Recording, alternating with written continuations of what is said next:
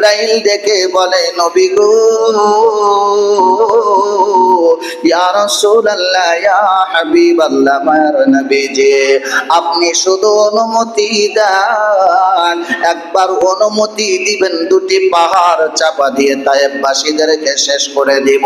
আল্লাহর নবী বলেন, আরে না জিব্রাইল, আমি তায়েফবাসীদের প্রতি রাগ করি নাই, আমি তায়েফের প্রতি রাগ করি নাই, আল্লাহ যেন তাদের প্রতি রাগ না করে।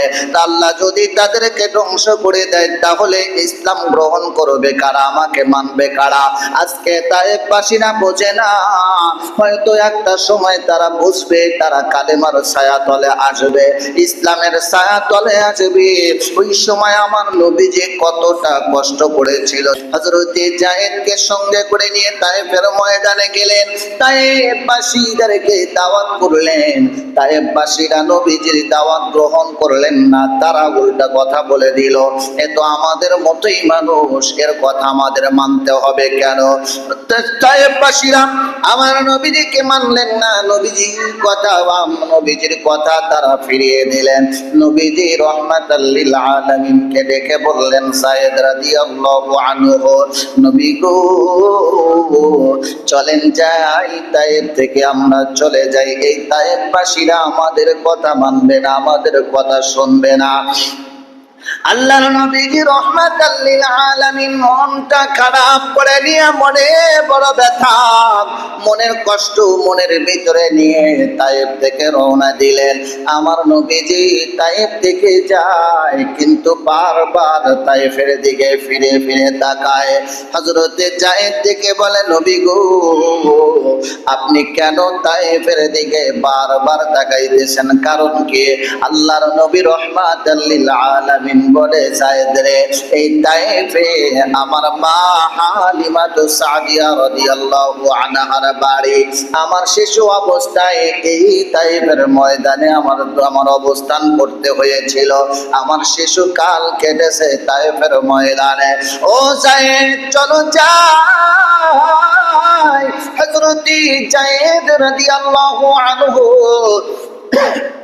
তিনি আমার নবীজির সাথে রওনা দিলেন। তায়েফ থেকে যাইতেছে কিছু দূর যাওয়ার পরে আমার নবীজি রাহমাতাল লিল আলামিনকে ডেকে বলে, নবীজি আর দেরি করা যাবে না, চলেন যাই, আমরা তায়েফ থেকে চলে যাই।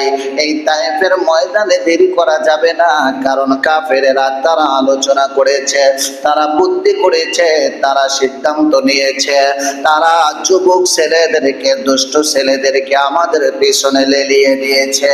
আল্লাহর নবীজি রাহমাতাল লিল আলামিন, দয়ার সাগর নবী গো, আপনি চলেন যাই, ওরা আমাদের উপরে নানান রকম ভাবে অপমান করবে, আপনাকে অপমান করবে, কষ্ট দিবে। নবীজি আল্লাহর নবী রাহমাতাল লিল আলামিন সামনের দিকে অগ্রসর হতে লাগলেন।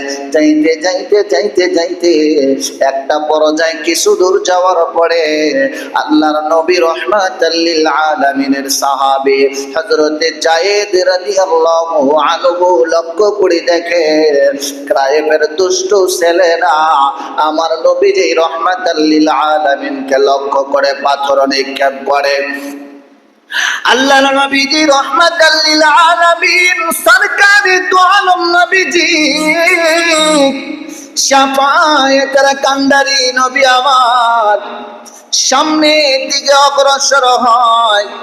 যায়েদ দেখে বলে, নবী গো, দেরি করা যাবে না, চলেন যাই, তায়েফের দুষ্ট ছেলেরা আমাদের পিছনে লাগছে, ওরা কষ্ট দিবে। নবী গো, আপনার কষ্ট হলে আমি যায়েদ সহ্য করতে পারবো না। আল্লাহর নবী রাহমাতাল লিল আলামিন সরকারে দু আলম নবীজি সামনে দিকে অগ্রসর হয়। যাইতে যাইতে যাইতে যাইতে হঠাৎ করে লক্ষ্য করে দেখে হযরতে যায়েদ রাদিয়াল্লাহু আনহু তিনি দৌড়াদৌড়ি করতেছে, একবার সামনে যায়, একবার পিছনে যায়, একবার ডাইনে যায়, বামে যায়। আল্লাহর নবী দেখে বলে, যায় তুমি এমন করে দৌড়াদৌড়ি করো কেন, কারণটা কি বলো না? হযরতে যায়েদ দেখে বলে, নবী গো কিছুই হয় নাই, আপনি সামনের দিকে অগ্রসর হন।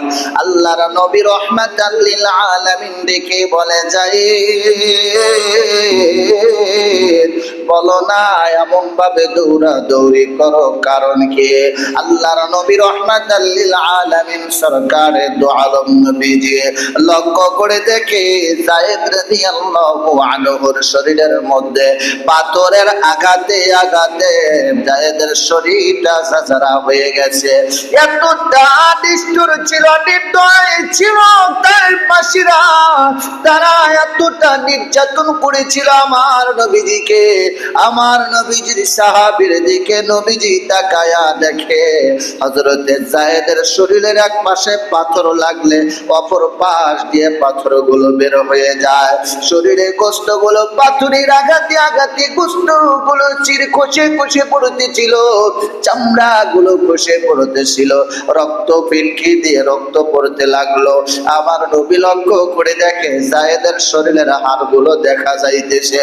আমার নবীজি রাহমাতাল লিল আলামিন দয়ার সাগর নবী আমার যায়েদকে ডেকে বলে, যায়েদ এমন পাগলামি কেন করতেছো বলো না? যায়েদ ডেকে বলে, নবী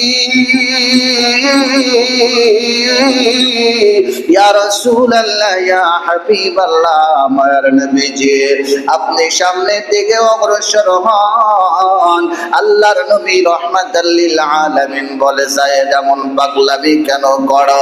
যায়েদ বলে, হুজুর আমি যায়েদ থাকতে, আমি যায়েদ বেঁচে থাকতে আপনি নবীজি কষ্ট পাবেন এটা আমি যায়েদ সহ্য করতে পারবো না। এভাবে চলতে চলতে হঠাৎ করে কাফেরদের মধ্যে তারা দুষ্ট ছেলেরা যখন চতুর্দিক থেকে পাথর নিক্ষেপ করতে লাগলো, বৃষ্টির মতো পাথর আসা শুরু হয়ে গেল। এই পাথরের আঘাতে আঘাতে আমার নবীজি রাহমাতাল লিল আলামিনের শরীর মোবারক রক্তাক্ত হয়ে গেল। নবীজি রাহমাতাল লিল আলামিনের শরীর মুবারক থেকে রক্ত মুবারক গুলো যাইতেছে, নিচের দিকে যাইতে যাইতে জুতা মুবারক আটকে যায়। আমার নবীজি রাহমাতাল লিল আলামিনের কদম মুবারক থেকে জুতা মুবারক খুলতে চায় না। আমার নবীজি রাহমাতাল লিল আলামিন পাথরের উপরে মাথাটা দিলেন, পাথরের উপরে পড়ে যায়। নবীজি সরকারি দু আলম শাফায়েতের কান্ডারি নবী আমার যে পাথরের উপরে মাথাটা রাখছিলেন, ওই পাথর তুলার চাইতে নরম হয়ে যায়। ওই সময় জিব্রাইল ডেকে বলে, নবী গো